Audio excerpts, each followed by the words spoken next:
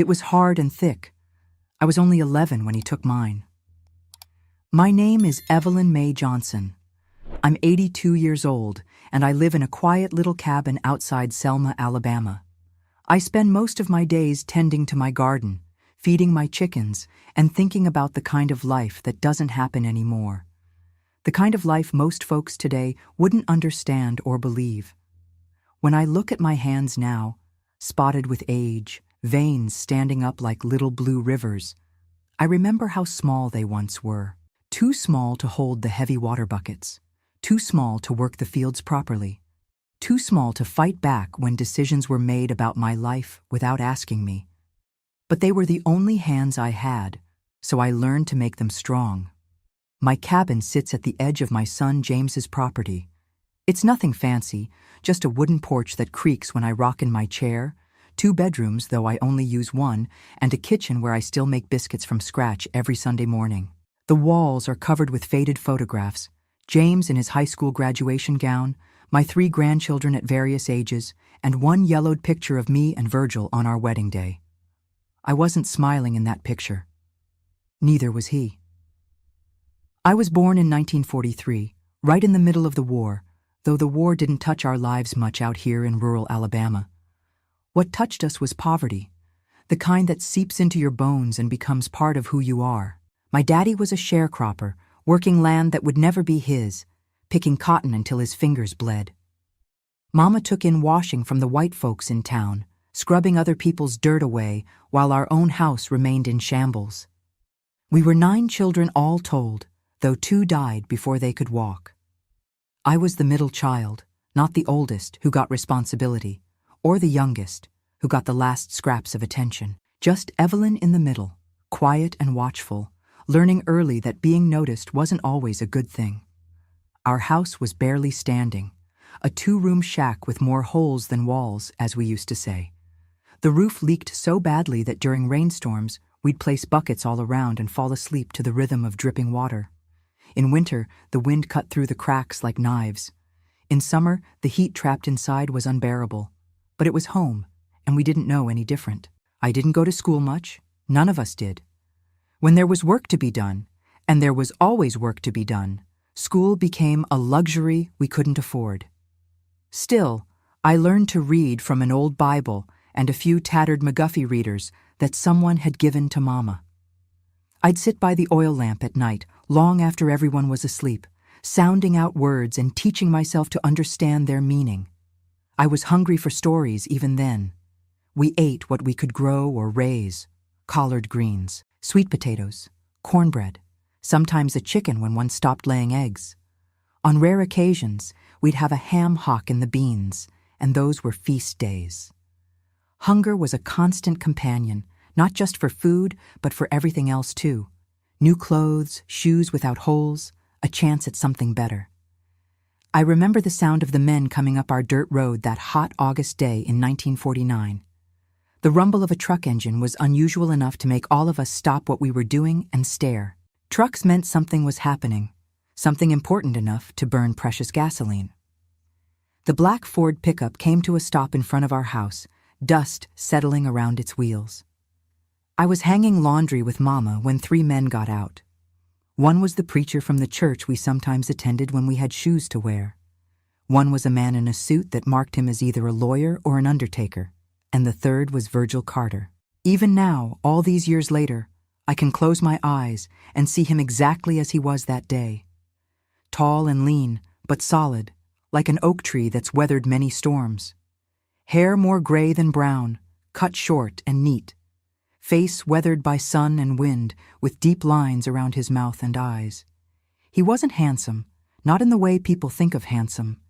He was substantial, like the land itself had taken human form.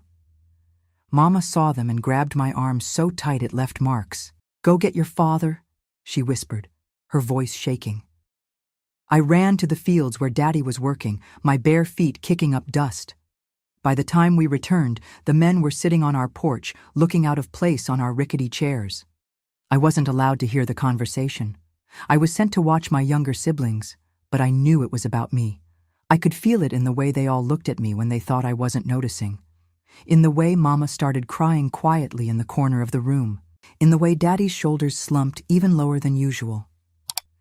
Later that evening, Daddy called me into the main room. Mama was sitting with her hands twisting her apron into knots. My brothers and sisters had been sent outside, which never happened unless something serious was going on.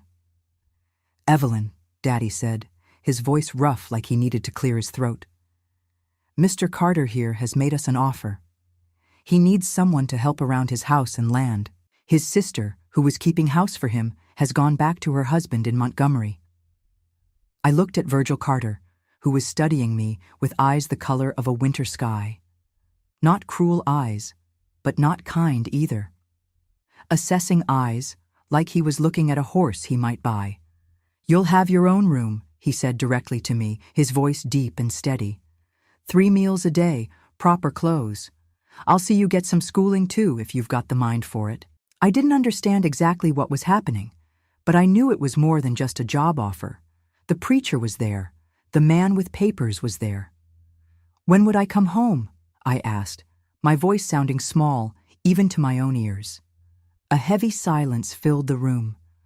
Mama's soft sobbing was the only sound. "This would be a permanent arrangement, Evelyn," the man in the suit said.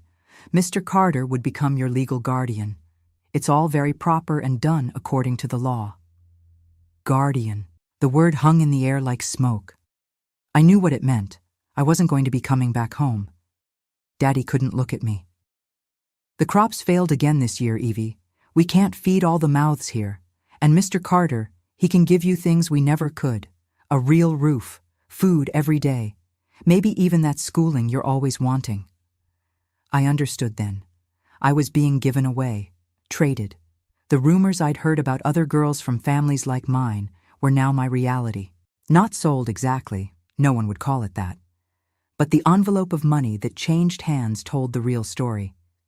If you're still reading this, if you're still listening to an old woman's tale, then perhaps you understand something about those times. Or maybe you don't. Maybe this world I'm describing seems as foreign to you as another planet. But this is how it was. This is how life happened for girls like me. If stories like mine remind you of your grandmother, your mama, or someone from another time, consider subscribing. There's more where this came from. It was 1949. My family was dirt poor. Daddy picked cotton, Mama did laundry for white folks, and we lived in a 2-room shack with more holes than walls. I was the 5th of 9 kids, and we barely ate. Then came Virgil Carter, a man twice my father's age, with a deal. That night after the men left, I found Mama in the kitchen, crying while she stirred a pot of watery beans. I'd never seen my Mama cry like that before. She was always the strong one, the one who kept us all going when there was nothing to go on. "I'm sorry, Evelyn," she whispered, pulling me close to her bony chest. "I'm so sorry, baby girl." I didn't cry.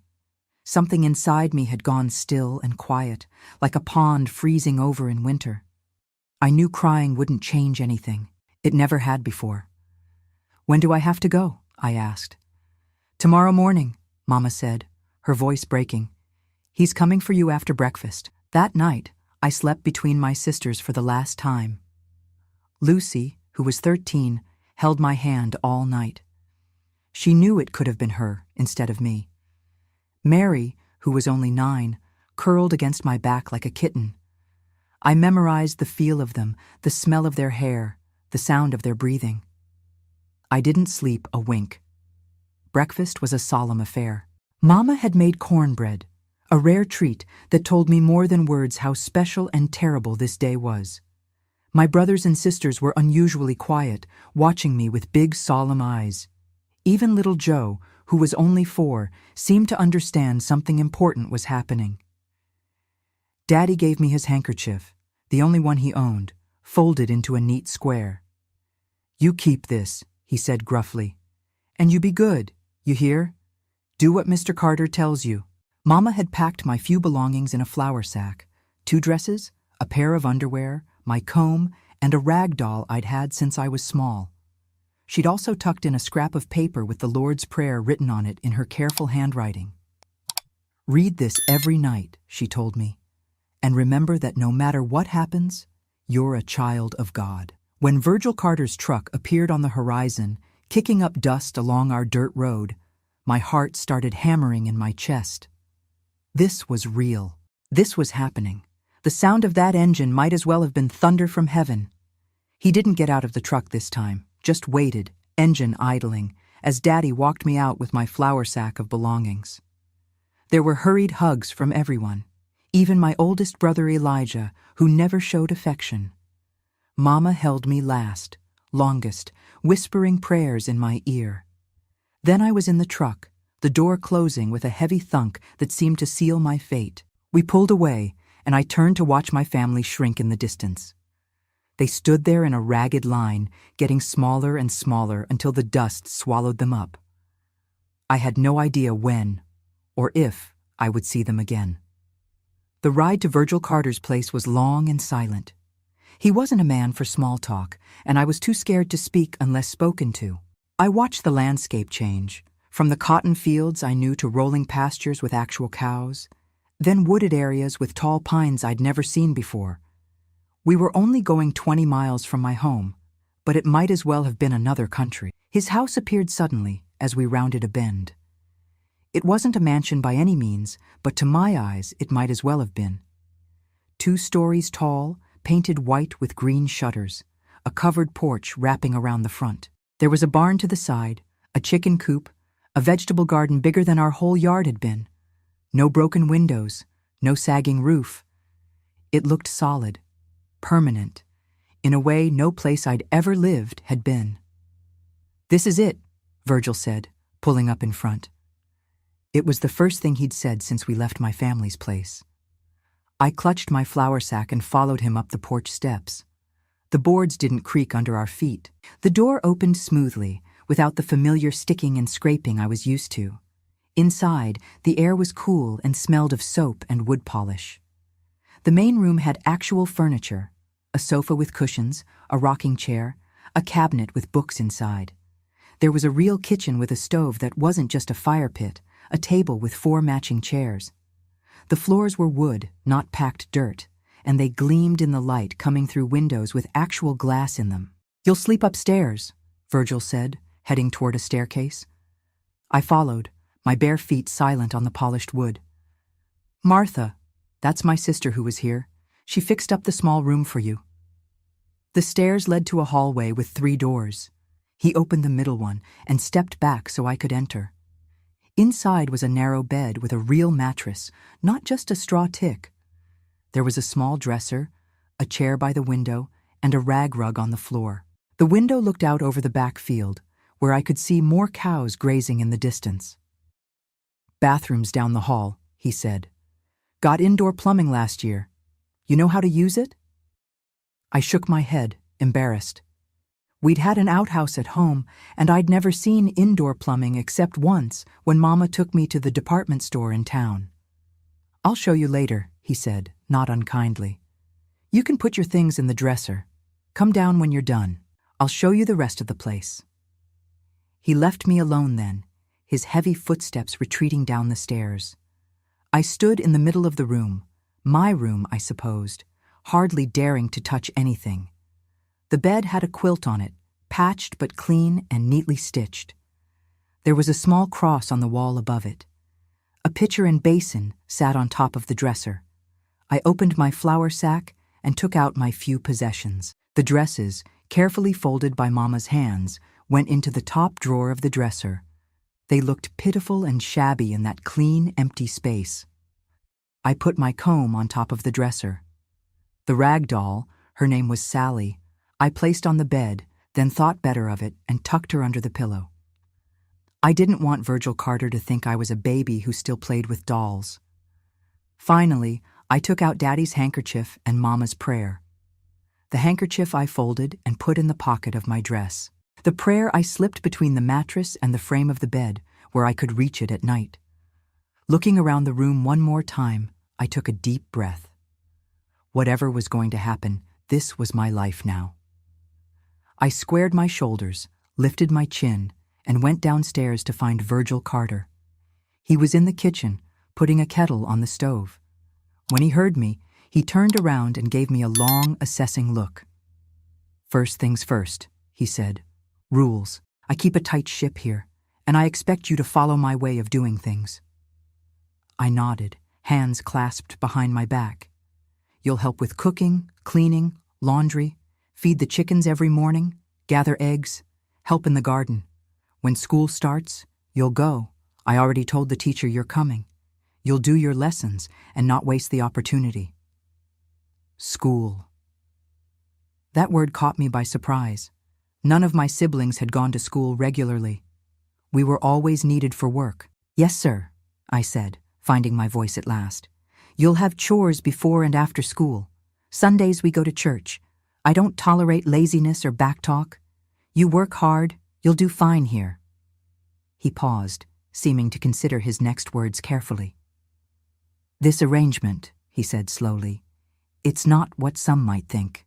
I need help around the place, that's all. You're a child, and I'm not the kind of man who... Well, you'll have your own room, like I said. Door locks from the inside. Your job is to cook, clean, learn your lessons. Nothing more, you understand?" I didn't, not really, but I nodded anyway. "Good," he said. "Now you hungry?" I was always hungry, but I'd learned not to complain about it. "Yes, sir," I admitted. He took down a jar of peaches from a shelf, real store-bought peaches in sweet syrup, and spooned some into a bowl. Then he cut a thick slice of bread, white bread, not cornbread, and put it on a plate. He set both in front of me at the table. "Eat," he said. "Then I'll show you the rest of the place and what needs doing." I sat down carefully, still not quite believing this was real. The peaches were the sweetest thing I'd ever tasted. The bread was soft and fresh. I ate slowly, savoring every bite, aware of Virgil Carter watching me from across the table. And that's how my new life began, not with violence or cruelty as I'd feared, but with a bowl of peaches and a set of rules, hard and thick, like the walls of that house, like the man himself, like the life I was about to learn. Virgil was hard, not just in looks, tall, calloused hands, eyes like stone, but in how he lived. No smiles, no warmth. Folks called him the sheriff without a badge. I didn't understand why someone like him would want a child like me. Those first days in Virgil Carter's house were like learning to walk all over again. Everything was different. The routines, the expectations, even the air felt different, cleaner somehow, without the constant dust of cotton fields, but also emptier without the sounds of my brothers and sisters. Virgil was up before dawn every morning, and he expected me to be too. The first day, he knocked once on my door at 4:30 in the morning, and when I didn't appear fast enough, he called up the stairs, "Daylight's wasting, girl." I scrambled into my dress, splashed water on my face from the basin, and hurried downstairs, my heart pounding. I'd overslept. In my first real bed, with an actual pillow, I'd slept deeper than I ever had before. He was at the kitchen table, Bible open in front of him, a cup of black coffee steaming beside it. "Morning reading," he said, not looking up. "Proverbs today. You know your Bible?" "Some," I admitted. "Mama read to us sometimes." He nodded. "After chores, we'll read together. Part of your education." And so began the pattern of our days. Up before dawn, chores first, feeding chickens, gathering eggs, milking the cow, which I had to learn since we'd never owned one. Then breakfast, which was always hearty, eggs, grits, sometimes bacon or ham. More food than I'd ever had at one sitting. After breakfast came Bible reading. Virgil would read aloud, his deep voice filling the kitchen, then expect me to repeat what I'd heard and tell him what I thought it meant. At first I was too scared to say much, but gradually I learned he actually wanted to hear my thoughts, as long as they were respectful. Then there were morning chores, laundry on Mondays, bread baking on Tuesdays, churning butter on Wednesdays, and so on. Virgil worked his fields or tended his cattle, coming in around noon for the midday meal, which I was expected to have ready. Afternoons were for garden work, mending, cleaning, or whatever else needed doing. Supper was at 6 sharp, and after that there was usually some quiet work, shelling peas or mending, while Virgil smoked his pipe and listened to the radio. By 8, I was expected to be in bed. Virgil himself was a mystery to me. He was old by my standards, 53 that year, with hair more salt than pepper and a face weathered from years in the sun. His hands were huge, calloused from work, the nails always clean but cut short to the quick. He moved deliberately, wasting no motion, no words, no energy. He rarely smiled. Not once in those first months do I remember seeing his teeth. Sometimes his eyes would crinkle slightly at the corners when something amused him, but his mouth stayed set in its firm line. The neighbors called him the sheriff without a badge. I learned why one day when Mrs. Peterson from down the road came by with her son, who'd been accused of stealing apples from another neighbor's tree. "Virgil," she said, standing nervously on our porch, "I was hoping you could talk to Tommy here. Mr. Davidson's threatening to call the real sheriff, and you know how that could go."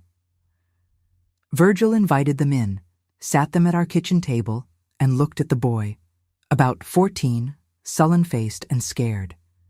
"Did you take Davidson's apples?" Virgil asked, his voice neither angry nor kind, just matter-of-fact. The boy looked down. "Yes, sir." "Why?"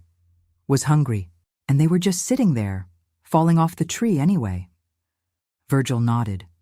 "Being hungry's no excuse for stealing. Davidson works hard for what he has, same as anyone." The boy's face reddened. "Here's what you're going to do," Virgil continued. "You're going to go over there today and offer to pick all the fallen apples off his ground. Clean up his orchard.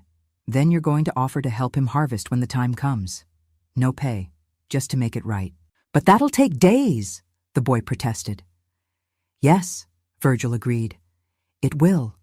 And you'll do it, or Davidson will call the sheriff, and you'll spend those days in a cell instead. Your choice."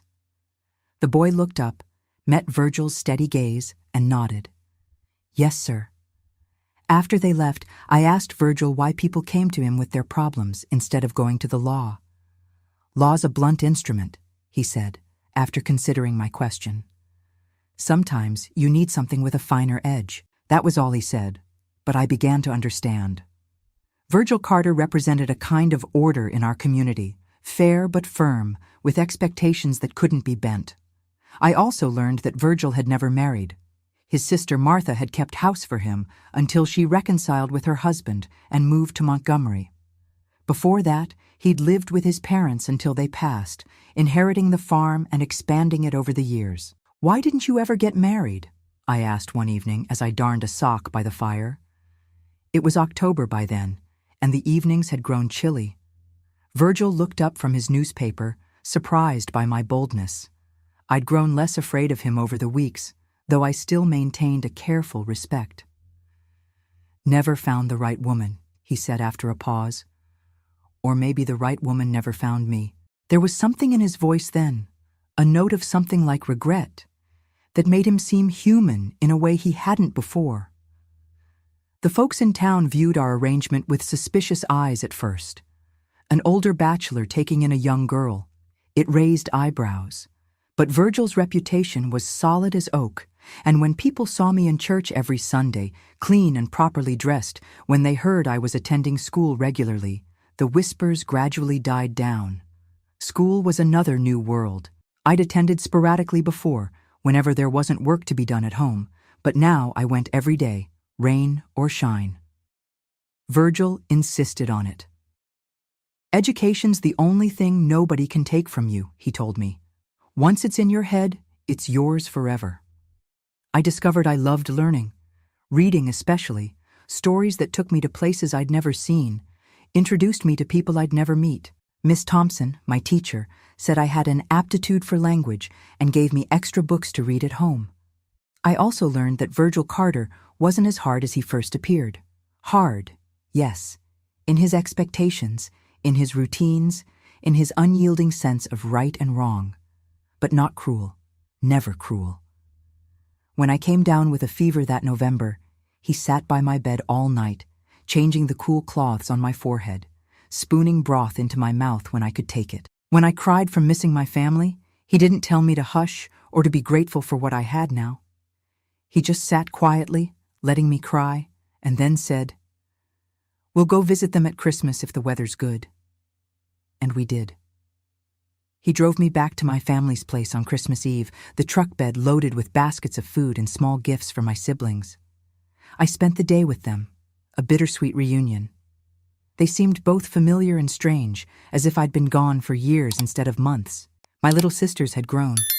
My older brother had left to find work in Birmingham. My parents looked older, more tired.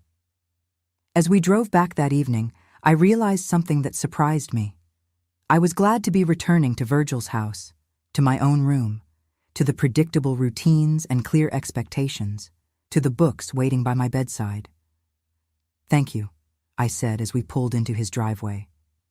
It was the first time I'd said those words to him and meant them completely. He nodded, a barely perceptible movement in the darkness of the truck cab. "You're welcome, Evelyn." It was the first time he'd used my name instead of just girl. Something had shifted between us. Not dramatically.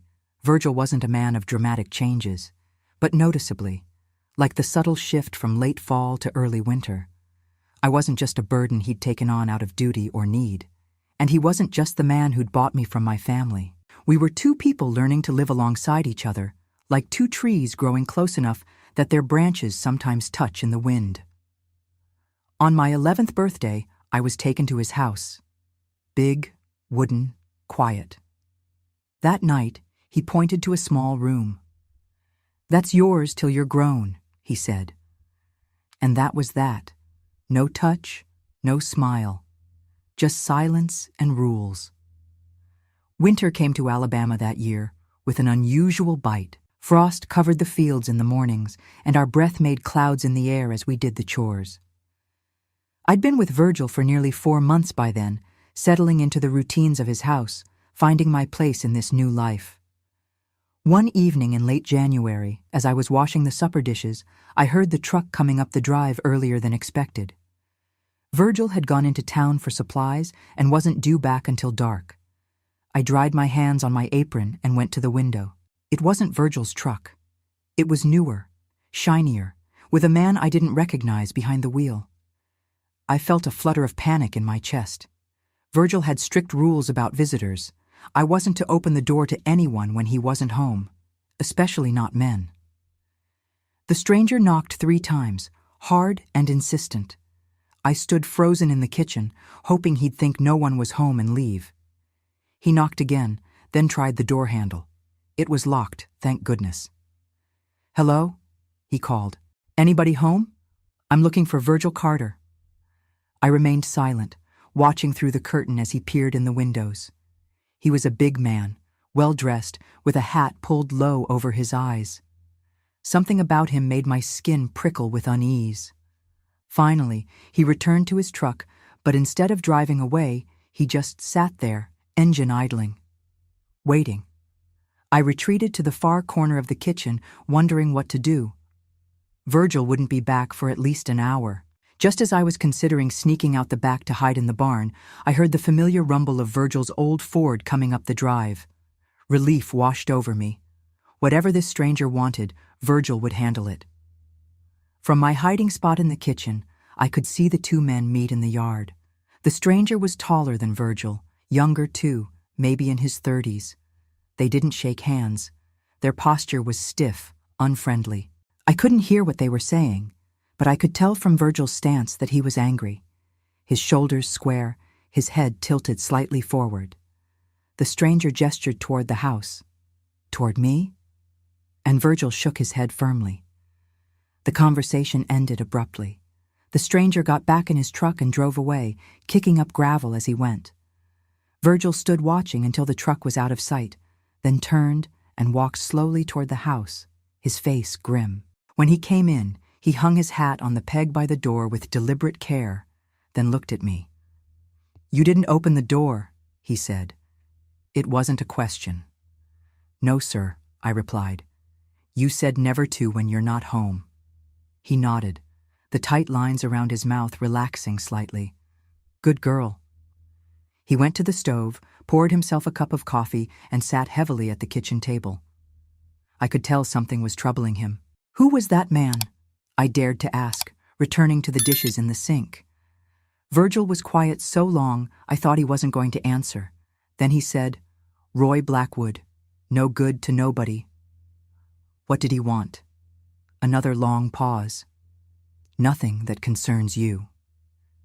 But I could tell it did concern me somehow. The way the man had looked at the house, the way Virgil was looking at me now, a worried, considering look I'd never seen before. That night, I heard Virgil checking the locks twice before he went to bed. The next morning at breakfast, Virgil cleared his throat in that way he did when he had something important to say. Evelyn, he began, you know why you're here, don't you?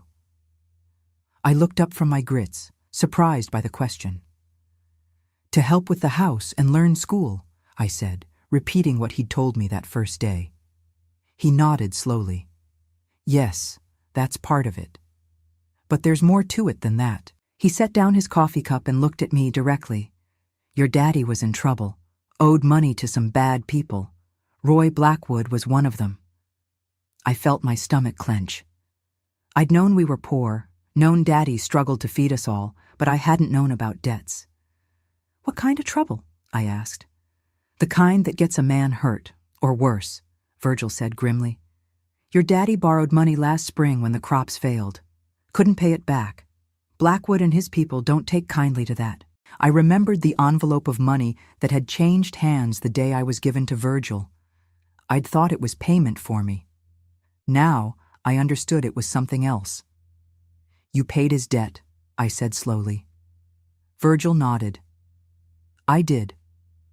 Why? He looked uncomfortable with the question, shifting in his chair. Needed help around the place, he muttered. Your daddy needed help with that debt. Seemed like a solution. But there was something more in his eyes, something he wasn't saying. I thought of how the neighbors called him the sheriff without a badge, how people came to him with their problems. There was more to Virgil Carter than I'd understood. Blackwood doesn't think the debt is settled, Virgil continued. He thinks your daddy still owes him interest, or he's just being ornery because I stepped in. Either way, I want you to be extra careful. Don't go anywhere alone. If you see his truck or any stranger around, you come find me right away. Understand? I nodded, fear curling in my stomach like a cold snake. Yes, sir. School that day was a blur. I couldn't focus on my lessons, thinking about this Roy Blackwood and what he might want. When the final bell rang, I rushed outside, relieved to see Virgil waiting in his truck as promised. As we drove home, I noticed he kept checking the rearview mirror. Is he following us? I asked. Virgil's hands tightened on the steering wheel. No, but best to be sure. For the next week, our routine changed. Virgil drove me to and from school instead of letting me walk the half-mile with the other farm children. He came in from the fields more often during the day to check on me. At night, he cleaned his shotgun and kept it by the door.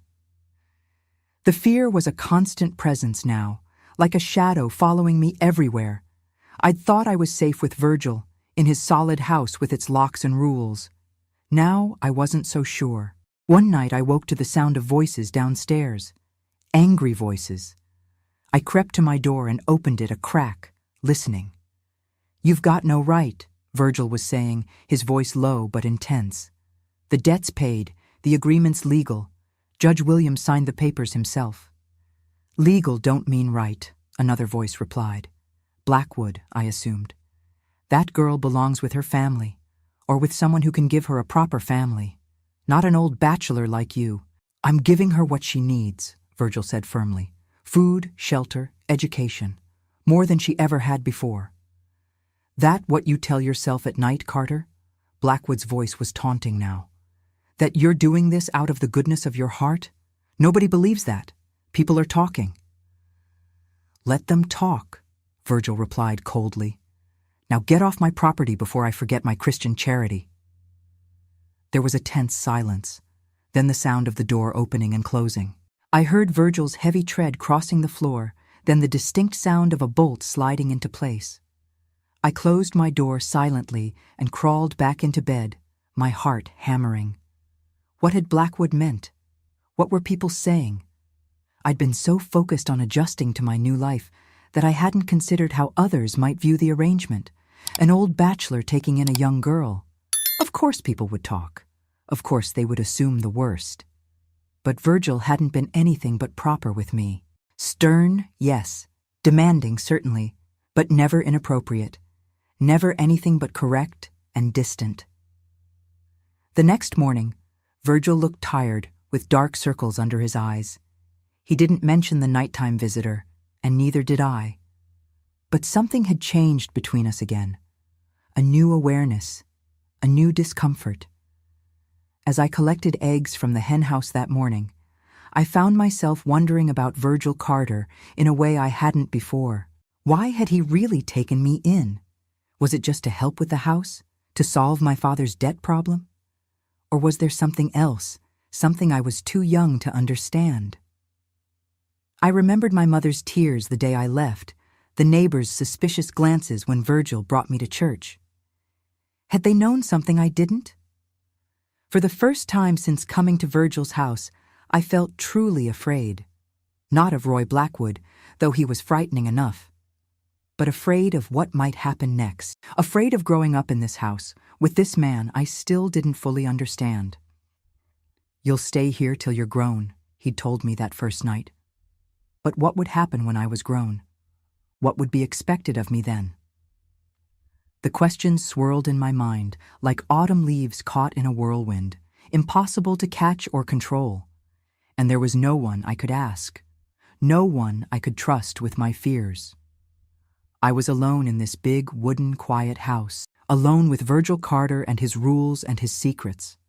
Virgil never hurt me, but he didn't love me either. He trained me like he would a ranch hand. I learned to clean, sew, cook, count money, handle livestock. People talked, but he never let them near me. He was still hard and thick, in every way but one. February in Alabama can be a fickle month. Some days hint at spring with warm breezes and bird songs, while others remind you that winter isn't finished yet. On one such cold morning, as I was feeding the chickens before school, I noticed a car parked at the end of our long driveway, just where it met the main road. It wasn't Roy Blackwood's truck. This was a black sedan, polished and official-looking. I set down the feed bucket and stared, my breath making clouds in the frosty air. The car just sat there, engine running, exhaust rising in the cold. I couldn't see who was inside. When Virgil came out of the barn, I pointed toward the road. He followed my gaze, his body tensing as he spotted the car. "Go inside," he said quietly. "Get your books for school." "But I haven't finished feeding." "Now, Evelyn." I'd learned to recognize that tone. It meant no arguments. I hurried inside, but instead of gathering my school things, I went to the kitchen window that overlooked the front yard. Through the glass, I watched Virgil walk slowly down the driveway toward the waiting car. As he approached, the driver's door opened. A man in a dark suit stepped out.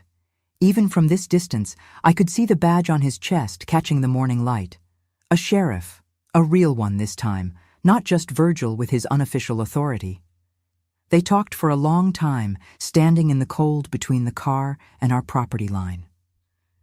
Virgil's back was to me, so I couldn't see his face, but I could tell from his posture that something was wrong. He kept shaking his head, his shoulders rigid. The sheriff kept gesturing toward the house, toward me. Finally, the sheriff handed Virgil what looked like an envelope. Virgil took it reluctantly, turned, and started back up the driveway. The sheriff got back in his car but didn't drive away immediately. He sat watching as Virgil returned to the house. When Virgil came in, his face was like a thundercloud. He tossed the envelope onto the kitchen table and stood staring at it as if it might bite. "What is it?" I asked, no longer pretending I hadn't been watching. Virgil looked at me, his eyes troubled. "Court summons." My heart skipped a beat. "What for?" He ran a hand over his face, suddenly looking older than his years. "They're questioning the arrangement. Your being here. Blackwood's been talking." "Questioning it how?" My voice sounded small, even to my own ears. Virgil sat heavily at the table. There's a hearing next week. Judge wants to see us both. Make sure everything's proper. The word hung in the air between us, loaded with meaning I didn't fully understand, but instinctively feared. Am I going to have to leave? I asked, panic rising in my throat. As strange as it seemed, I didn't want to leave Virgil's house now. Didn't want to go back to hunger and uncertainty. Didn't want to lose my school, my books, my own bed. Not if I can help it, Virgil said grimly. But you need to be ready. They'll ask you questions. About me. About how I treat you. You treat me fine, I said quickly. He gave me a long look. Do I? It was a genuine question. For the first time, I saw doubt in Virgil Carter's eyes, and it unsettled me more than Roy Blackwood's threats or the sheriff's summons. Yes, I said firmly. You feed me, you clothe me, you send me to school, you've never… I hesitated, not sure how to say it. Never touched you, he finished, his voice flat. Never been improper. That's what they'll want to know. I felt my face grow hot. No, sir, never. He nodded, some of the tension leaving his shoulders. Good. That's what you tell them if they ask. That night, I couldn't sleep. I lay awake in my narrow bed, staring at the ceiling, thinking about the coming hearing. What if they took me away from Virgil? Where would I go? Back to my family, who couldn't feed me? To some other arrangement, maybe worse than this one? And why was I so afraid of leaving? 6 months ago, I'd been terrified of coming here. Now I was terrified of going. What did that mean? The next day at school, I couldn't focus on my lessons. Miss Thompson noticed my distraction. Evelyn, are you feeling well? She asked during lunch break, sitting beside me on the bench where I sat alone. Yes, ma'am, I mumbled, staring at my sandwich. Virgil always packed my lunch now, thick slices of ham between fresh bread, an apple, sometimes a cookie. So different from the meager biscuits and molasses I used to bring, when I had anything at all. You seem troubled, Miss Thompson persisted. She was a kind woman, maybe 30, with gentle eyes and a soft voice. Is everything all right at home? The question caught me off guard. Was everything all right? I didn't know how to answer. There's going to be a hearing, I blurted out, about me living with Mr. Carter. Miss Thompson's face changed slightly, a shadow of concern crossing her features. I see, she said carefully. And how do you feel about that? Scared, I admitted. I don't want to leave. She studied me for a long moment. Evelyn, you know you can tell me if anything is wrong, don't you? If anyone ever makes you uncomfortable or touches you in ways they shouldn't? I felt my face flame. No, ma'am, it's not like that. Mr. Carter's never… He wouldn't… She patted my hand gently. I'm glad to hear it, but the offer stands. Anytime you need to talk, I'm here. When Virgil picked me up that afternoon, Miss Thompson was waiting by the school gate. They exchanged a long look as I climbed into the truck. No words, just that look, measuring, assessing. I wondered what silent conversation was passing between them. The days leading up to the hearing were tense. Virgil was quieter than usual, lost in thought. He spent evenings at the kitchen table with papers spread out. The guardianship documents, receipts for things he'd bought me, my school reports. Building a case, I realized, for keeping me. On the night before the hearing, he called me into the main room after supper. He'd built a fire against the February chill, and the flames cast dancing shadows on the walls. Evelyn, he said, his voice more formal than usual, I want you to know something before tomorrow. I sat in the chair opposite his, hands folded in my lap like he'd taught me. When I took you in, it was because your daddy had a debt he couldn't pay, and you needed a safe place. That's all it was supposed to be. He stared into the fire, not looking at me. But things change. People change. I waited, not sure where he was going with this.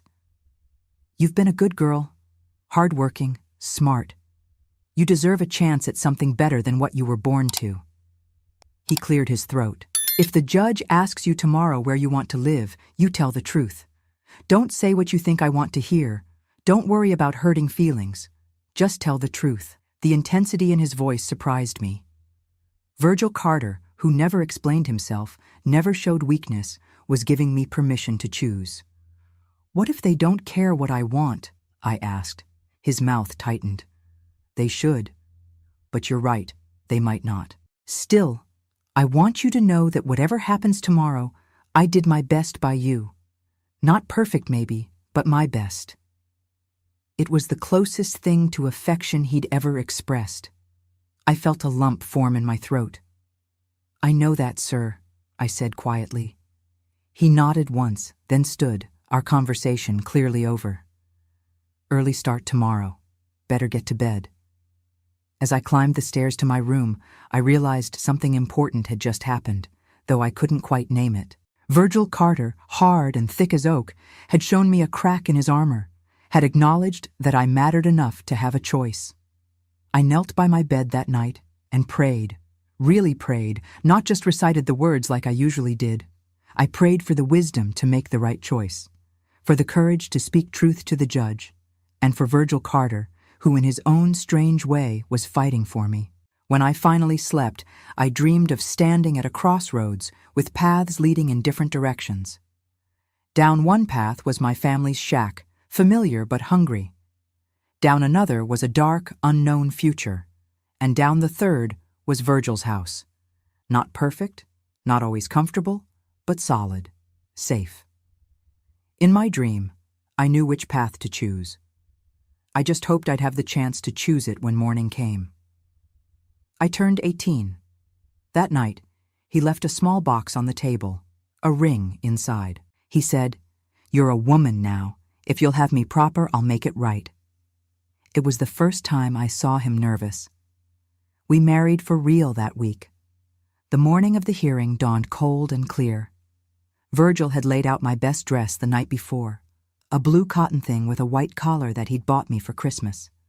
I put it on carefully, smoothing the wrinkles with damp hands.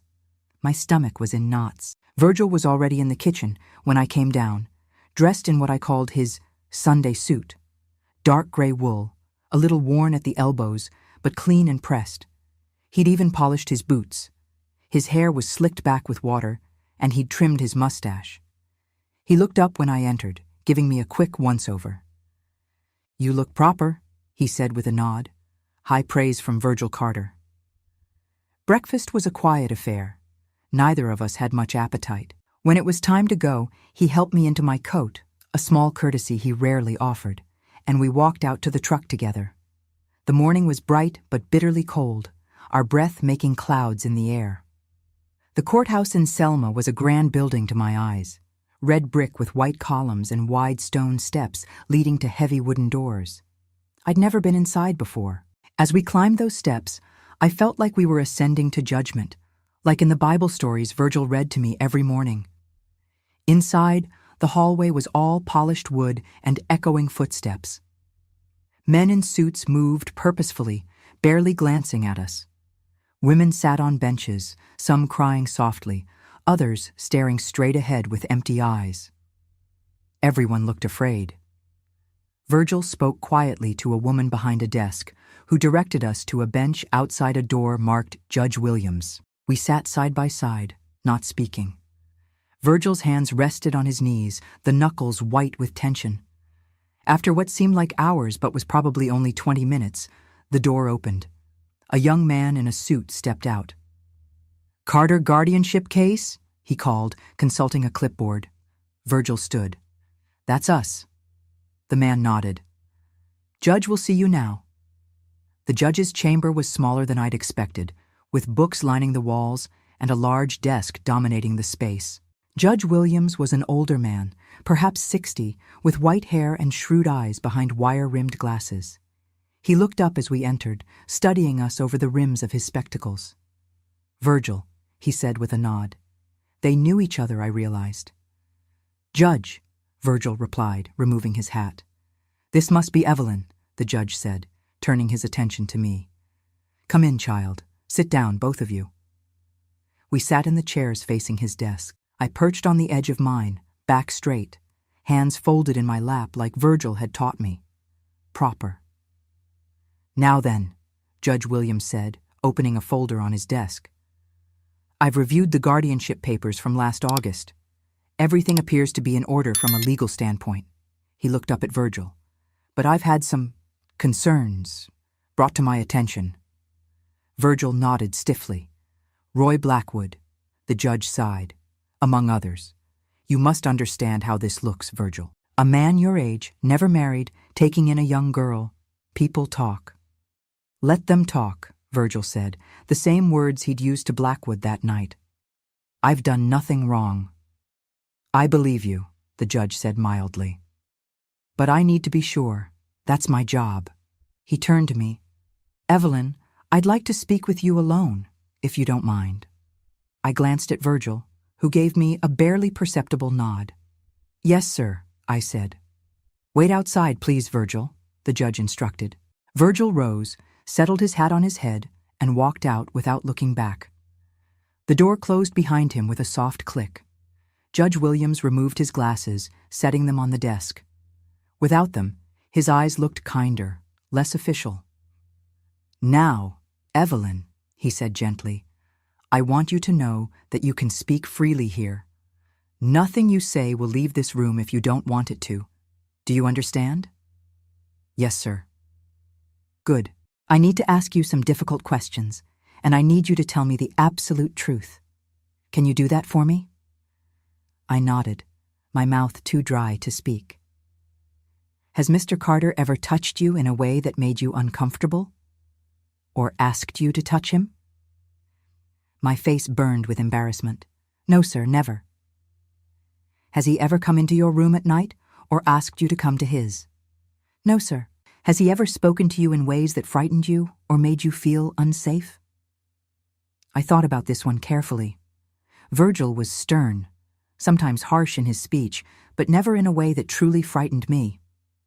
No, sir, he's strict, but not mean. The judge studied my face for a long moment. Evelyn, do you want to stay with Mr. Carter, or would you prefer to return to your family? This was the question Virgil had prepared me for, the one he'd told me to answer truthfully, regardless of his own feelings. I want to stay with Mr. Carter, I said firmly. Judge Williams raised his eyebrows. May I ask why? Your parents have expressed a desire to have you back home. I took a deep breath. At Mr. Carter's, I have enough to eat. I have my own room. I go to school every day and I'm learning things. He bought me books and new clothes and shoes that fit. He makes sure I do my lessons and get enough sleep. I paused, then added, At home, we were always hungry, always cold.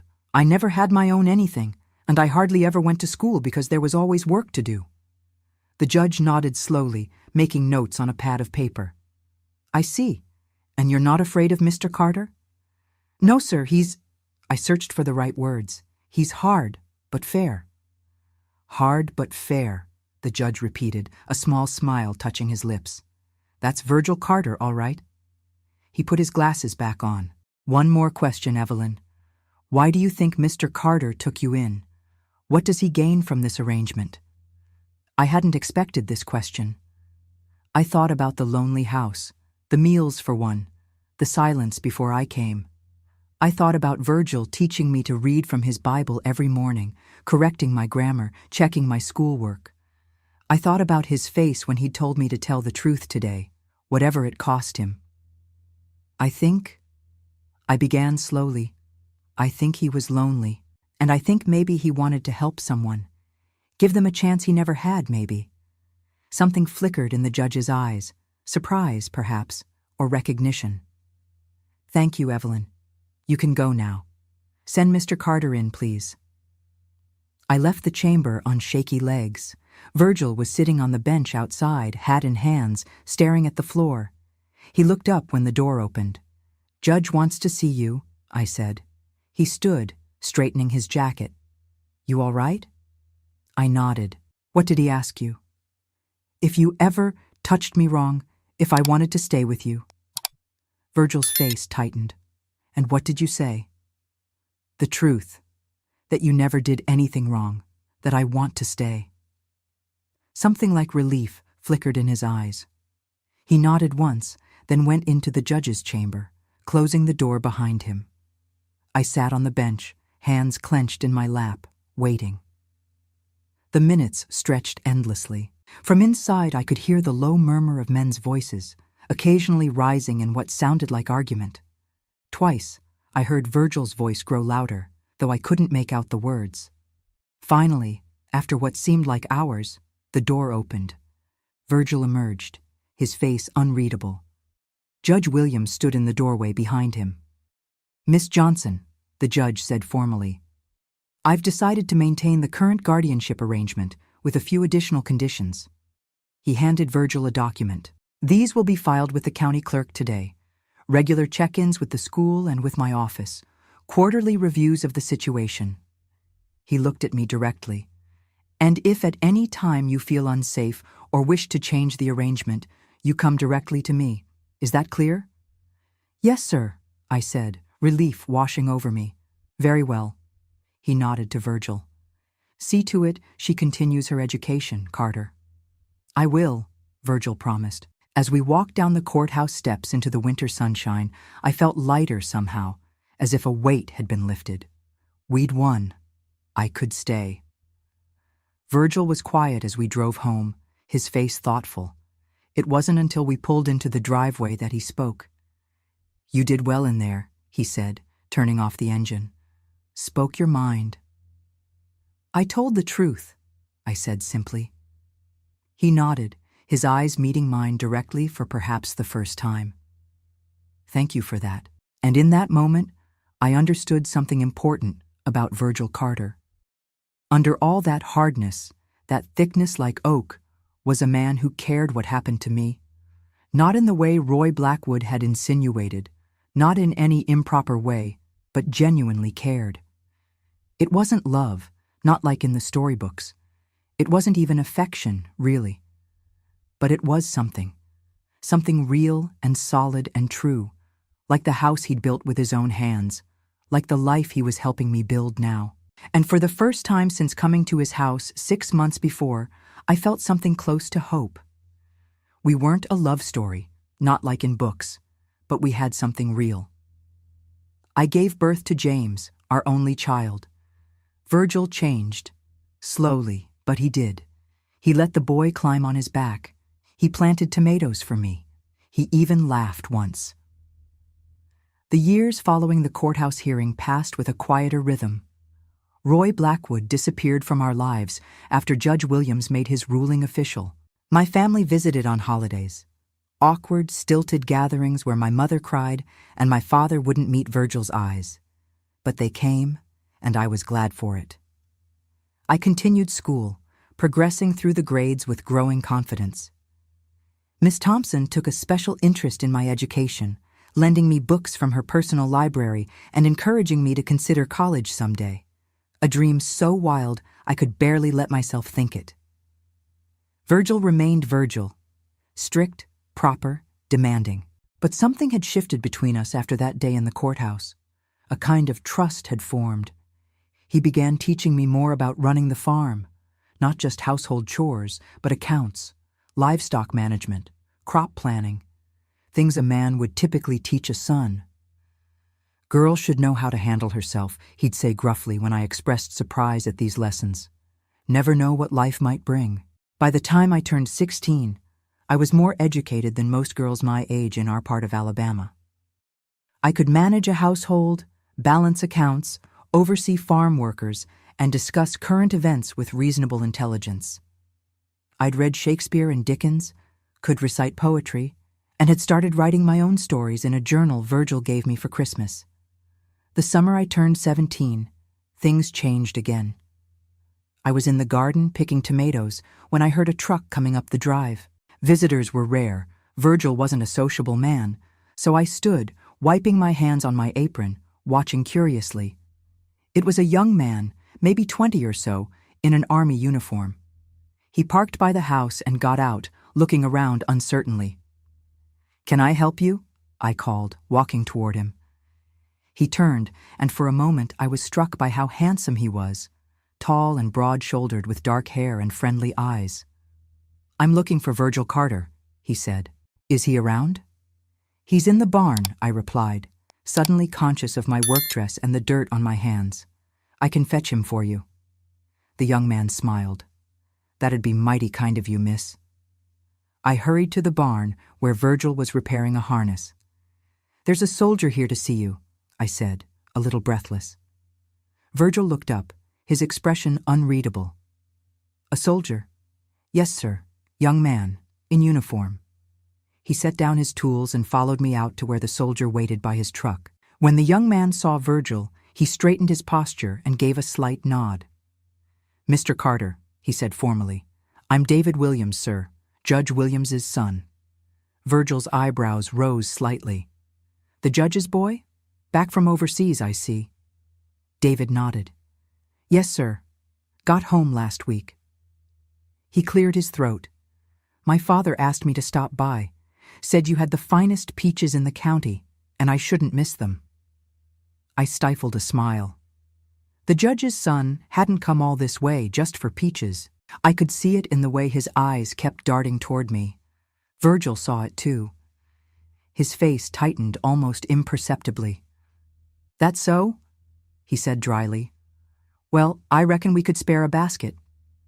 Evelyn, why don't you get the young man some peaches from the cellar?" I nodded and turned toward the house, aware of David Williams' eyes following me. "Fine-looking girl," I heard him say to Virgil as I walked away. "Your daughter?" "Ward," Virgil replied curtly. "I'm her guardian." Their voices faded as I entered the house. In the cool darkness of the cellar, I filled a basket with our best peaches, my mind whirling. A young man had come calling, not directly, not officially, but it was clear enough. And Virgil had allowed it, despite the tightness in his jaw. When I returned, they were discussing the war in Korea. David was animated, gesturing as he spoke, while Virgil listened with his usual stoic expression. They both fell silent when I approached with the basket. "Here you are," I said, handing it to David. "Best peaches in Alabama, or so folks tell us." He smiled, taking the basket. "I'm sure they are, miss." He paused, realizing he didn't know my last name. "Johnson," I supplied. "Evelyn Johnson." "Miss Johnson," he repeated, his eyes warm. "Perhaps I could come back sometime and tell you about my time overseas. If your guardian approves, of course." He glanced at Virgil. Before Virgil could answer, I said, "I'd like that." Virgil's mouth thinned, but he nodded once. "Sunday afternoon," he said. "After church. We take dinner at 1. David's face brightened. "I'll be here. Thank you, sir." After he drove away, Virgil and I stood in the yard, watching the dust settle on the road. "You didn't have to invite him to dinner?" I said quietly. Virgil snorted. "Boy didn't come for peaches, and we both know it." He turned to look at me, his eyes serious. "You're of courting age now, Evelyn. It's natural."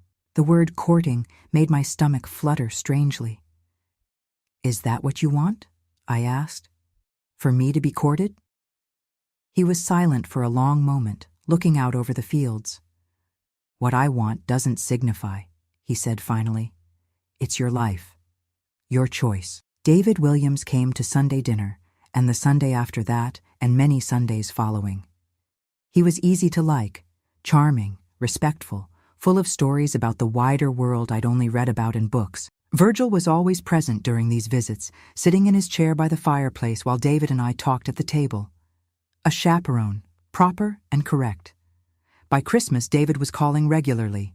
He brought me small gifts, a hair ribbon, a book of poetry, once a tiny bottle of perfume that made Virgil frown, but he didn't forbid. On Christmas Eve, he asked permission to take me to the New Year's dance in town. To my surprise, Virgil agreed, with conditions. "Home by 10, he said firmly, "and no going off alone together." The dance was magical, my first real social event. David looked handsome in his suit, and I wore a new dress Virgil had given me for Christmas, dark green with a fitted bodice and full skirt. People stared when we walked in, the judge's son and Virgil Carter's ward. But David held my hand proudly, and soon I forgot to be self-conscious. We danced every dance. David was a good dancer, leading me confidently around the floor. During a slow number, he held me closer than was strictly proper, his cheek against my hair. "You're the prettiest girl here tonight," he whispered. I blushed, unused to such compliments. "You're just saying that." "I'm not." He pulled back slightly to look at me. "Evelyn, I've been calling on you for months now. You must know how I feel." My heart was hammering so hard I was sure he could feel it. "How do you feel?" I managed to ask. "Like I want to kiss you right now," he said, his voice low. "Like I want to keep kissing you for the rest of my life." The music ended before I could respond. As we stepped apart, I caught sight of the clock on the wall, 10:15. "I have to go," I said regretfully. "Virgil said, home by 10. I know." David smiled. "I don't aim to cross Virgil Carter. He might not let me see you again." As he drove me home, David reached across the seat to take my hand. "Evelyn," he said, his voice serious now, "I want to speak to your guardian, formally." I knew what he meant. My pulse quickened. "Are you sure? I'm still in school. I don't have any money or property." "I don't care about any of that," he interrupted. "I care about you. I want to marry you, Evelyn, if you'll have me." We were at the end of our driveway now. The house was dark except for a single light in the front room, Virgil waiting up. "David," I began, not sure what I wanted to say. This was happening so fast. "You don't have to answer now," he said quickly. "Think about it. Talk to Virgil if you want. I'll come by next Sunday, and you can tell me then." He leaned across the seat, and before I could react, pressed his lips to mine in a quick, soft kiss. My first kiss. "Happy New Year, Evelyn," he whispered, then straightened. "Better go in before Virgil comes looking for you." I walked up the dark driveway in a daze, my mind whirling. David Williams wanted to marry me. The judge's son, handsome and educated and kind, wanted me to be his wife. It was like something from a storybook, the kind with happy endings I'd never quite believed in.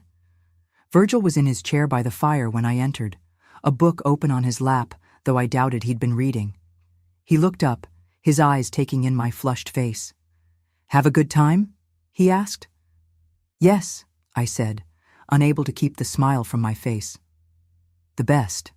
He nodded, studying me. "Boy bring you home on time?" "Yes, sir." Virgil closed his book.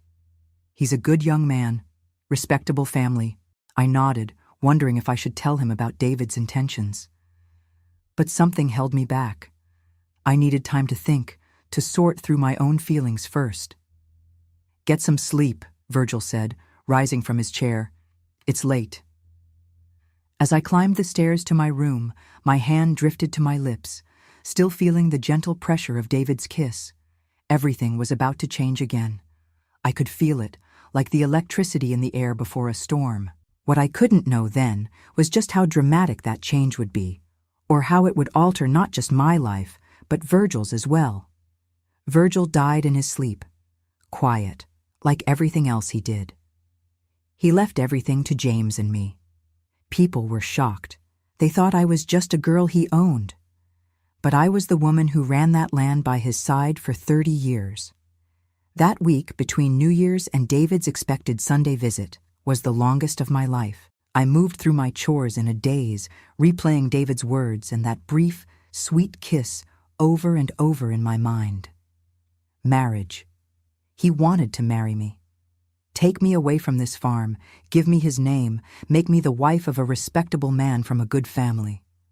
It was everything a girl in my position should want. Yet something held me back from wholehearted joy. Virgil noticed my distraction. Thursday evening, as I burned the biscuits for the first time in years, he set down his fork and fixed me with that steady gaze of his. "Something you want to tell me, Evelyn?" I stared at the blackened biscuits, embarrassed by my carelessness. I'm sorry about supper. Not talking about supper, talking about what's got you walking around here like you're half asleep since that dance. I looked up, meeting his eyes. No point hiding it. He'd know soon enough. David wants to marry me, I said simply. Virgil's face revealed nothing, but his hands stilled on the table. He's spoken to you about this? After the dance. He said he wants to talk to you formally, this Sunday. Virgil nodded slowly. And what did you tell him? That I needed to think about it. He was quiet for a long moment, studying me. It's a good match, he said finally. Judge's son, educated, steady job at his father's law practice. Could give you a proper life in town. Yes, I agreed, though his matter-of-fact assessment made my heart sink for reasons I couldn't name. Is it what you want? Virgil asked, his voice unusually gentle. I looked down at my plate. I don't know, I admitted. I like David. He's kind and handsome and treats me well, but... How could I explain the confusion I felt? The tug between the life David offered, new and exciting and respectable, and the life I'd built here with Virgil, familiar, sometimes hard, but mine in a way nothing had ever been before. I'm not sure I'm ready, I said finally, for marriage, for leaving. I hesitated, then finished, for leaving here. Virgil's face softened almost imperceptibly. Girl your age ought to be thinking about marriage, family of your own. Can't stay here forever. Why not? The question burst from me before I could stop it. Virgil looked genuinely surprised. What do you mean? Why not? This arrangement was always temporary, until you were grown, and now you are. So you want me to leave?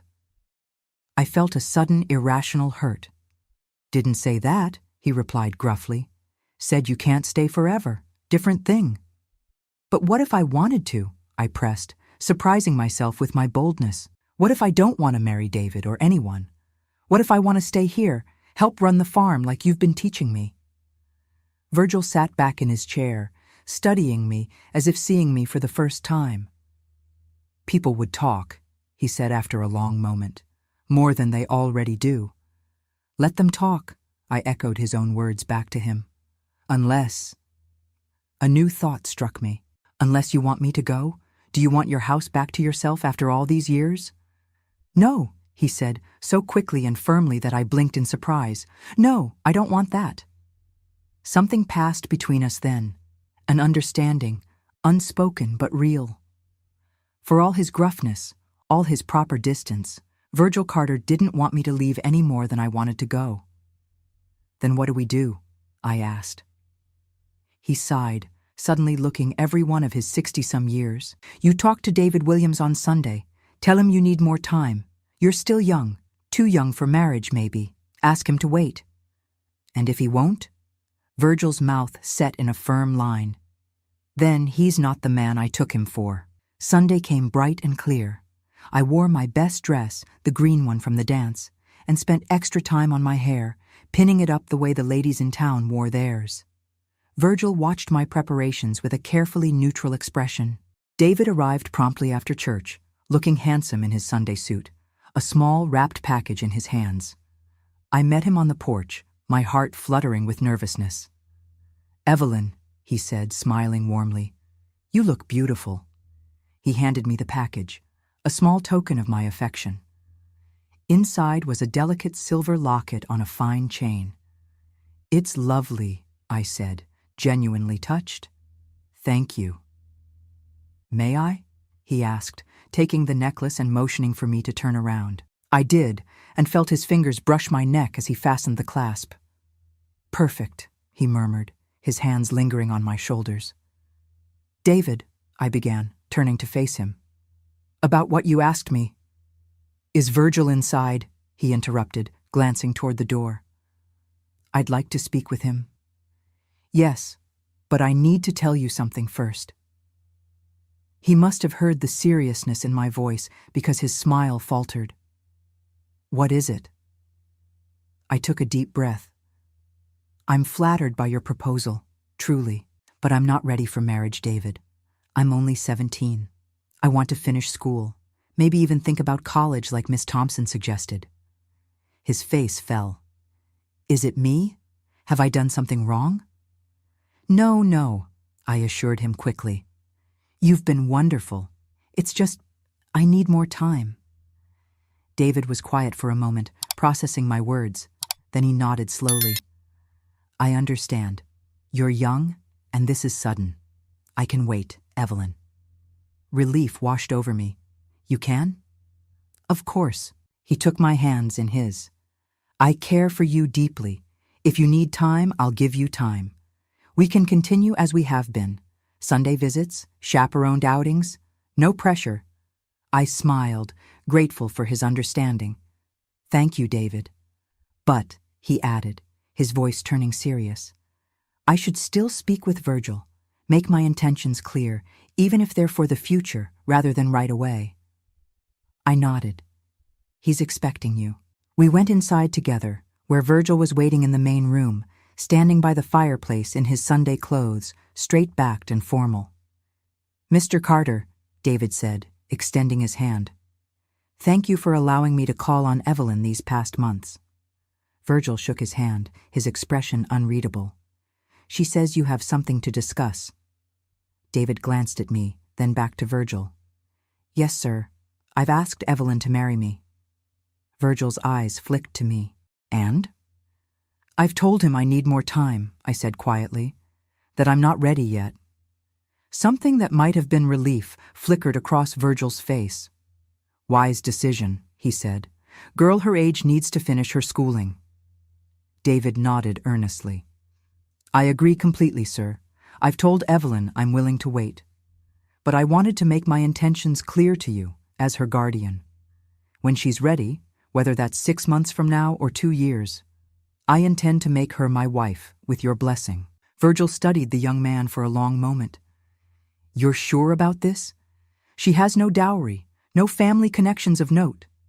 I don't care about any of that, David said firmly. I care about Evelyn. I love her. The word love hung in the air between us. Virgil's face remained impassive, but I saw something shift in his eyes. A sadness, perhaps, or resignation. If that's what Evelyn wants when the time comes, he said finally, you'll have my blessing. Relief spread across David's face. Thank you, sir. The visit continued pleasantly enough after that. We ate the dinner I'd prepared, talked about local news and David's work at his father's practice. But there was an undercurrent of emotion beneath the ordinary conversation, a sense that something fundamental had changed. When David left that evening, he kissed my cheek chastely at the door, Virgil watching from a respectable distance. I'll see you next Sunday, he said, his eyes warm with promise. After his truck disappeared down the driveway, Virgil and I stood in silence for a moment. You're sure about waiting? He asked finally. Not just doing it for my sake? I turned to look at him, surprised by the question. I'm sure. I'm not ready to leave all this. I gestured vaguely, encompassing the house, the farm, the life we'd built. Not yet. He nodded, satisfaction and something like relief in his eyes. Good. You finish school first. Maybe think about that college Miss Thompson keeps talking about. Plenty of time for marriage later. As I prepared for bed that night, I found myself touching the silver locket David had given me, thinking about his declaration of love, his willingness to wait. It was a comfort to know I didn't have to choose right away, that I could have both David's promise for the future and my present life with Virgil, at least for a while longer. What I didn't understand then, what I couldn't have known, was how quickly a while longer can slip away, how time that seems endless in youth becomes precious and finite with age, and how the choices we defer sometimes get made for us by circumstances beyond our control. James took over the ranch, built it bigger, gave me this little cabin out back where I live today. I wake up early, feed the hens, talk to the tomatoes. My body's slower, but my hands still know work. Spring came to Alabama that year with a riot of color, dogwoods blooming white along the fence lines, azaleas exploding in pink and purple around the house, wildflowers dotting the pastures. I turned 18 in March, and Virgil marked the occasion with a special dinner and a gift, a fountain pen with my initials engraved on it. "For your writing," he said gruffly. "Miss Thompson says you have a talent for it." I was touched. It was the most personal gift he'd ever given me, acknowledging something beyond practical needs. "Thank you," I said, running my fingers over the smooth barrel of the pen. "It's beautiful." Life settled into a new pattern. School during the week, David's visits on Sundays, and always the steady rhythm of farm work under Virgil's watchful eye. I was set to graduate in May, the first in my family to complete high school. Miss Thompson had even helped me apply for a scholarship to the Women's College in Montgomery, though I hadn't told Virgil about that yet. April brought heavy rains that year, the creek behind our property swelling dangerously. Virgil spent long days reinforcing the banks, worried about flooding in the lower fields where our best corn was planted. He came in each evening mud-splattered and exhausted. "You're working too hard," I told him one night as he slumped at the kitchen table, barely touching the stew I'd made. "You should hire some help." He shook his head. "Waste of money. I can handle it." But I could see the toll it was taking. Virgil was 62 that spring, still strong but no longer young. The lines in his face had deepened, and he moved more stiffly in the mornings, though he'd never admit to pain. One particularly rainy Tuesday, I came home from school to find Virgil's truck gone. Unusual. He rarely left the farm on weekdays. I changed out of my school clothes and started dinner, expecting him any minute. 6 o'clock came and went. Then 7. By 8, with no sign of him and no way to reach him, I was genuinely worried. Just as I was considering walking to our nearest neighbor to use their telephone, I heard a car coming up the drive. Not Virgil's truck, but a sleek black sedan, the sheriff's car. My heart lurched. Sheriff Taylor, a heavy-set man with a kind face, stepped out, his uniform dark with rain. Behind him, in the passenger seat, I could make out Virgil's profile. I rushed onto the porch. "What happened?" "Nothing to worry about, Miss Johnson," Sheriff Taylor said, tipping his hat. "Mr. Carter here had a bit of a spell in town. Doc Reynolds checked him over and says he just needs rest." I looked past him to Virgil, who was now slowly emerging from the car, his face gray with fatigue. "A spell? What kind of spell?" "Just got dizzy," Virgil muttered, embarrassed. "It's nothing." But it wasn't nothing. As Sheriff Taylor helped him up the porch steps, I could see how weak Virgil was, how he leaned heavily on the other man's arm. This was Virgil Carter, the man who'd never accepted help from anyone in all the years I'd known him. "Doc wants him on bed rest for at least 3 days, Sheriff Taylor told me quietly as we got Virgil settled in his downstairs bedroom. "Says his heart's working too hard. Needs to take it easy from now on." After the sheriff left, I sat by Virgil's bedside, fear gnawing at my insides. "Why didn't you tell me you weren't feeling well?" Virgil's eyes were closed.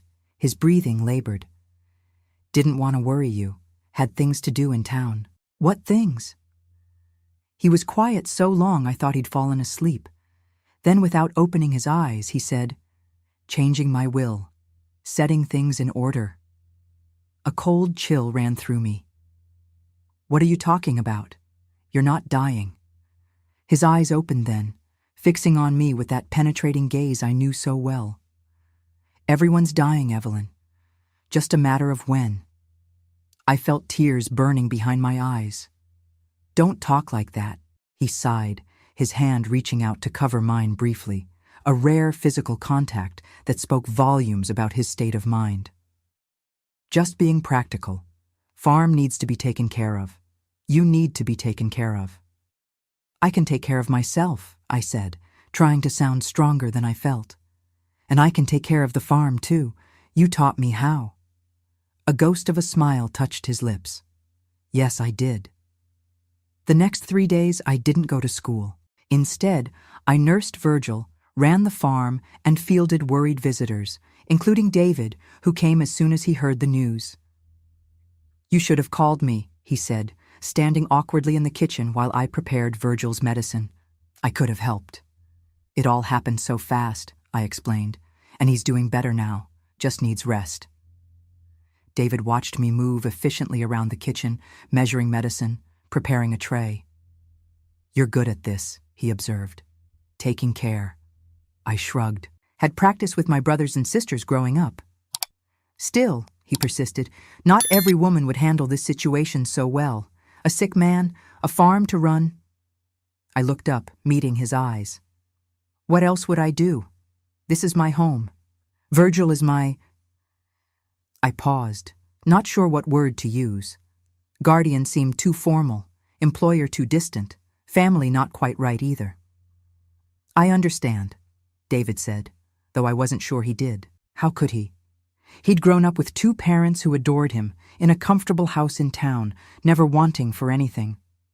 He couldn't possibly understand the bond that forms between two people who have no one else. A bond not quite family, not quite friendship, but something uniquely their own.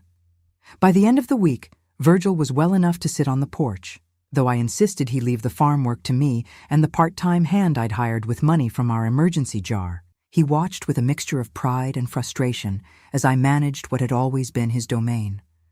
One evening as we sat together watching the sunset, he said abruptly, "You need to go to that college." I turned to him, startled. "How did you know about that?" "Miss Thompson told me. Said you got a scholarship but hadn't accepted it yet." He looked at me directly. "Why not?" I gestured vaguely toward him, the house, the fields beyond. "All this, you. I can't just leave, especially now." Virgil's face hardened in that way I knew so well, not angry, but resolved. "You can, and you will. Fall term starts in September. You'll be there. But the farm? Farm's been here 70 years. It'll be here when you finish school." I stared at him, this man who had shaped my life in ways neither of us could have imagined when I first arrived at his door. "What about you? Who'll take care of you?" Something softened in his eyes. "I managed before you came. I'll manage again." But I wasn't convinced. The spell in town had frightened me more than I wanted to admit. What if something worse happened while I was away? What if he needed me and I wasn't there? Then there was David. He'd been patient, understanding about my need to finish high school before considering marriage. But college? That would mean at least 2 more years of waiting. Would he wait that long? As if reading my thoughts, Virgil said, "If that Williams boy truly cares for you, he'll wait. If not, he's not worth having." I smiled despite myself. Virgil had always seen through to the heart of things. Graduation came in late May, a proud day for both of us. I wore a new dress Virgil had ordered from the Montgomery department store, pale blue with a sweetheart neckline and full skirt. My family came, sitting awkwardly in the school auditorium, clearly out of place, but beaming with pride. David and his parents were there too, alongside Judge Williams, who nodded approvingly as I received my diploma. But it was Virgil's face I sought in the crowd as I walked across the stage, Virgil's subtle nod of approval that meant more than any certificate. At the small reception afterward, David pulled me aside, presenting me with a gift, a delicate gold bracelet that must have cost a month of his salary. "I'm so proud of you," he said, fastening it around my wrist. "First in your family to graduate. It's quite an accomplishment." "Thank you," I said, touched by his thoughtfulness. "David, there's something I need to tell you. I've been offered a scholarship to Montgomery Women's College. I'm going to accept it." I watched his face carefully, expecting disappointment or even anger. Instead, to my surprise, he broke into a wide smile. "That's wonderful news. My Evelyn, a college woman." He squeezed my hands. "Of course you must go. It's a tremendous opportunity." Relief washed over me. "You're not upset? About waiting longer, I mean?" He shook his head. "I told you I'd wait, and I meant it. 2 years isn't so long in the grand scheme of things." His eyes held mine steadily. "I love you, Evelyn. That won't change whether you're here or in Montgomery." Looking back now, from the vantage point of 82 years, I see that moment as the true beginning of my adult life. Not the day I was taken to Virgil's house, not the day of the court hearing, not even my 18th birthday, but that moment when I chose education over immediate marriage, when I claimed the future I wanted rather than the one expected of me. I couldn't know then how that choice would alter everything that followed, for me, for David, for Virgil. I couldn't know that life rarely follows the paths we so carefully plan. But I knew, with absolute certainty, that something fundamental had shifted within me. I was no longer defined by what had happened to me, but by what I chose to do next. And that, perhaps, was Virgil's greatest gift to me. Not the safety of his home or the knowledge he'd imparted, but the confidence to make my own way in the world. I was only 11 when the world took my childhood, but it gave me a life I couldn't have imagined. Hard and thick.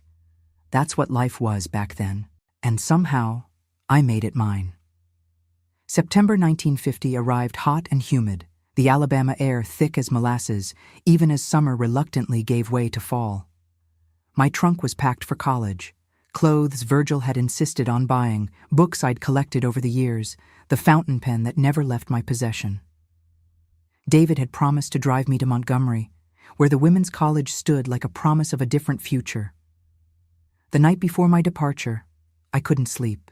I wandered downstairs in my nightgown, drawn to the soft light coming from the kitchen.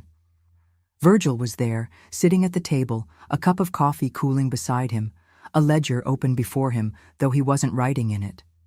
He looked up when I entered, not surprised to see me. "Should be sleeping," he said. "Long day tomorrow." "Couldn't," I admitted, sliding into the chair across from him. "Too much thinking." He nodded, understanding. We sat in comfortable silence for a while, the kind that develops between people who've shared a roof for 7 years, who know each other's rhythms and moods as well as their own. "I've been figuring the accounts," he said finally, tapping the ledger. "Farm's doing well. There'll be money for your books and whatever else you need at that school.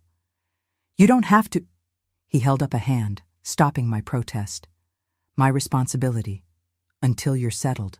I studied his face in the dim light, the deep lines around his eyes, the silver that had overtaken the dark in his hair, the set of his mouth that I'd once found forbidding but now recognized as simply determined.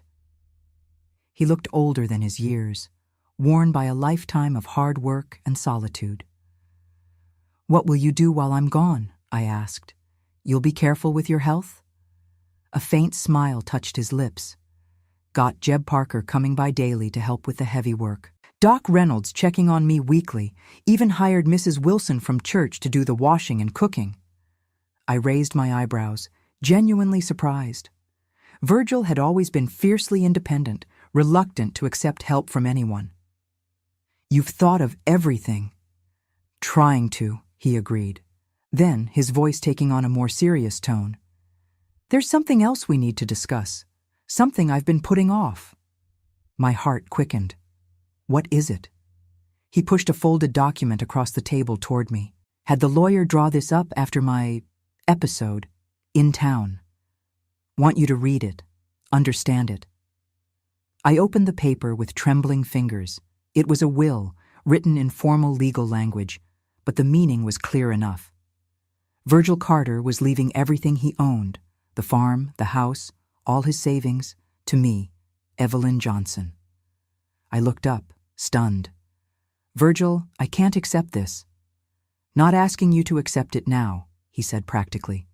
"Just want you to know it's there, in case." "In case what?" But I knew. In case he died while I was away. The thought made my throat tight with fear. "Life's uncertain," he said simply. "Best to be prepared." I folded the document carefully, pushing it back toward him. "I don't want to think about this. Not tonight." He nodded, taking the paper and tucking it into his shirt pocket. "Fair enough, but it's done, whether you like it or not."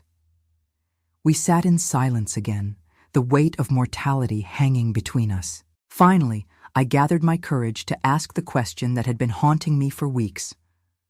"Are you sorry? Taking me in all those years ago?" Virgil looked genuinely surprised. Sorry? Why would I be sorry? It complicated your life. People talked, and now you're alone again, with me leaving. He considered this, his weathered hands flat on the table. Wasn't looking for company when I took you in, he said slowly. Was just doing what seemed right at the time. But no, not sorry. He looked up, meeting my eyes directly. You turned out well, Evelyn. Better than well. You're... He hesitated, clearly uncomfortable with emotional declarations. You're a credit to yourself. Coming from Virgil Carter, it was like a poet's love sonnet. I felt tears spring to my eyes. Thank you, I whispered, for everything, for saving me from whatever might have happened, for giving me a home, an education. He waved away my thanks, embarrassed. Did what anyone would have done. No, I said firmly, not anyone, you. Dawn found us still at the kitchen table, talking more openly than we ever had before. About his childhood on this same farm, his parents who died too young, the war he'd served in as a young man, the woman he'd once thought to marry who'd chosen someone else. About my hopes for college, my dreams of perhaps becoming a teacher like Miss Thompson, my confused feelings about David and marriage. As the sun's first rays streaked through the window, Virgil stood, stretching his stiff back. Better get dressed. David will be here soon. I nodded, but didn't move. I'm scared, I admitted, of leaving, of everything changing. Virgil looked down at me, his face softening in a way I'd rarely seen. Change comes whether we want it or not. But some things don't change. He gestured around us, at the solid walls of the house he'd built, the land he'd tended, the life he'd carved out of determination and sweat. This will be here. I'll be here. It was as close to "I'll miss you" as Virgil Carter would ever come. 2 hours later, I stood by David's car, my trunk loaded in the back, saying my final goodbyes. My heart was full to bursting with conflicting emotions, excitement for the adventure ahead, fear of the unknown, and a deep, aching sadness at leaving the only real home I'd ever known. Virgil stood on the porch, straight-backed and formal in his good shirt, watching as David helped me into the passenger seat. At the last moment, I broke away, running back up the steps to throw my arms around Virgil's neck in an impulsive hug. He stiffened in surprise, then awkwardly patted my back. Now, he muttered, clearly uncomfortable but not pulling away. None of that. You'll be back for Christmas. It's not forever. But it was forever, in a way. We both knew that. Once I left for college, things would never be quite the same again. I was stepping out of the life he'd created for me and into one I would create for myself. I wish I could tell you that story had a perfect ending, that Virgil lived to see me graduate college, to walk me down the aisle when I finally did marry David Williams 2 years later, to hold my son James when he was born. But life isn't a storybook. Virgil died in his sleep that November, just 2 months after I left for college. A heart attack, the doctor said, quick and painless. He was found sitting in his chair by the fire, the Bible open on his lap, as if he'd simply closed his eyes and decided not to open them again. I came home for the funeral, numb with shock and grief. The farm was silent without him, the house empty of his presence. Yet everywhere I looked, I saw him, in the straight, clean lines of the fence he'd built, in the orderly accounts in his ledger, in the winter apples carefully stored in the cellar. David was my rock during that terrible time, holding me as I cried, handling the practical details I couldn't face. Judge Williams personally oversaw the execution of Virgil's will, ensuring everything passed to me as he'd intended. And so, at 19, I found myself the owner of a working farm, a legacy I'd never expected and wasn't sure I deserved. People were shocked when the truth came out, that Virgil Carter, the man they'd gossiped about and suspected for years, had left everything to the girl many thought he'd exploited. But I knew better. I knew the man behind the hard exterior, the man who'd given me not just shelter and education, but dignity and purpose. a chance to become something more than my circumstances had dictated. I did marry David, eventually. We built a good life together, raised our son James on the farm that had once been Virgil's. James took over the operation when he grew up, expanded it, made it thrive in ways even Virgil might not have imagined. Now, at 82, I live in this small cabin behind the main house, watching my grandchildren and great-grandchildren grow up on the same land. My hands are gnarled now, spotted with age, but they still remember the feel of the earth, the weight of a freshly gathered egg, the smooth barrel of that fountain pen Virgil gave me so long ago. Life has been good to me, better than I had any right to expect when I was that terrified 11-year-old girl, taken from everything I knew. The path wasn't always straight or easy, but it was mine. Hard and thick. That's what life was back then. That's what Virgil was, on the surface.